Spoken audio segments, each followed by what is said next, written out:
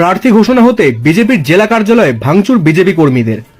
আলিপুরদুয়ার জেলা কার্যালয়ে ভাঙচুর করা হচ্ছে জেলা কার্যালয়ে সাংসদের চেম্বারও। চেয়ার টেবিল ভেঙে চুরমার। আলিপুরদুয়ার বিধানসভার প্রার্থী পরিতোষ দাসকে পছন্দ নয়, তাই ভাঙচুর। টায়ার জ্বালিয়ে জেলা কার্যালয়ের সামনে বিক্ষোভ। প্রার্থী ঘোষণা হতে বিজেপির জেলা কার্যালয়ে ভাঙচুর বিজেপি কর্মীদের। আলিপুরদুয়ার জেলা কার্যালয়ে ভাঙচুর করা হচ্ছে জেলা কার্যালয়ে সাংসদের চেম্বারও। চেয়ার টেবিল ভেঙে চুরমার। আলিপুরদুয়ার বিধানসভার প্রার্থী পরিতোষ দাসকে পছন্দ নয়, তাই ভাঙচুর। টায়ার জ্বালিয়ে জেলা কার্যালয়ের সামনে বিক্ষোভ।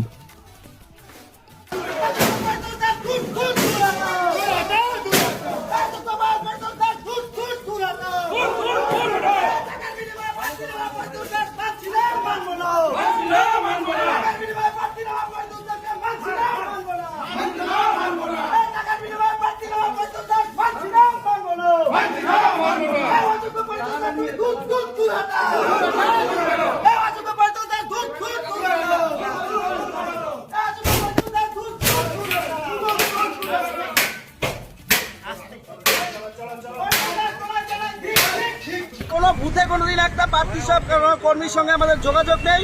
টাকার বিনিময়ে তাকে প্রার্থী করা হয়েছে, তার কোনো সাংগঠনিক দক্ষতা নেই।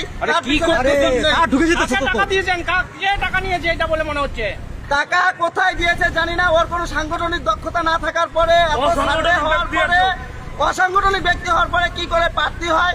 আমরা সবাই এখানে যারা আছি সবাই বিজেপির কাউ না কেউ কোনো দায়িত্বে আছি।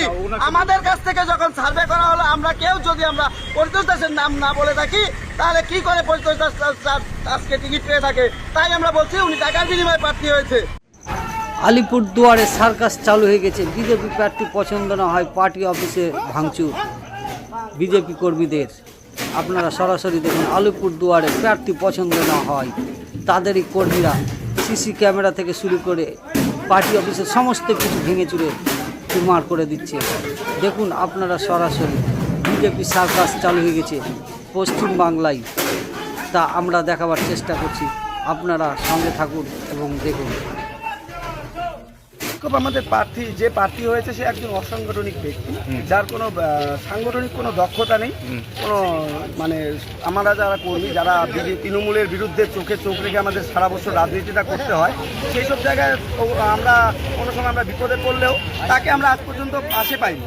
সেরকম ব্যক্তিকে আমাদের কোন হিসেবে প্রার্থী করা হলো, সেটা আমরা যারা আছি তারা বেশিরভাগই আমরা কোনো না কোনো দায়িত্বে আছি। কিন্তু যেই জায়গাটা আমাদের জানার কথা যে সংগঠনের মধ্যে থেকে হবে, আমাদের মধ্যে থেকে অনেক সার্ভে হয়েছে, যার নানান নাম নেওয়া হয়েছে, সে আমরা সব মানলাম যে একে করা যায় না, ওকে করা যায় না। কিন্তু একজন অসাংগঠনিক ব্যক্তি, যার ব্যবসায়ী ছাড়া কোনো নিজস্ব মানে পরিচয় নেই, রাজনৈতিক কোনো পরিচয় নেই, তাকে কিভাবে প্রার্থী করা হয়? আজকে যদি আমরা একজন বুথ লেভেলের কোনো বুথ সভাপতিকে বা বুথের একজন সাধারণ কর্মীকে করা হতো, তাতেও আমাদের কোনো মানে সংকোচ থাকতো না, কিন্তু অভিযোগ থাকতো না।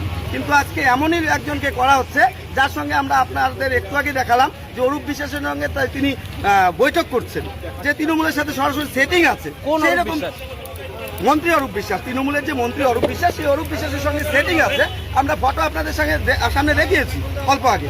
সেই অরূপ বিশ্বাসের সেটিং থাকা ব্যক্তিকে কি করে আজকে আলিপুরদুয়ারের মতো একজন শক্ত সিটে, যেখানে একজন কলাগাছ দাঁড় করলে পর্যন্ত জেতার পরিস্থিতি আছে আলিপুরদুয়ারে, তৃণমূলের সংগঠন নেই, ওই জায়গার পরিস্থিতিতে আজকে কি করে মানে পরিতোষ দাসের মতো? এই নির্বাচন তো রাজ্য থেকে হচ্ছে, রাজ্য থেকে এই প্রার্থী তালিকা ঘোষণা তো রাজ্য বিজেপি থেকে হয়েছে। তারপর রাজ্য বিজেপি থেকে হয়েছে, কি করে হলো সেটা আমরা বুঝতে পারছি না। কিন্তু জেলার থেকেও তো আজকে সবুজ সংকেত পাওয়ার পরই রাজ্য থেকে করলো, জেলা থেকে সবুজ সংকেত না পাওয়ার পর করেনি।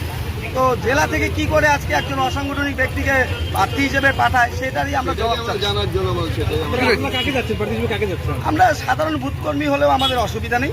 আমাদের যারা বিজেপির দক্ষ কর্মী, যারা তৃণমূলের বিরুদ্ধে চোখে চোখ রেখে লড়াই করেছে বিগত দিনে, সেই সকল ব্যক্তি থেকে যাকে দল বাছাই করবে আমরা তাকেই মেনে নেব।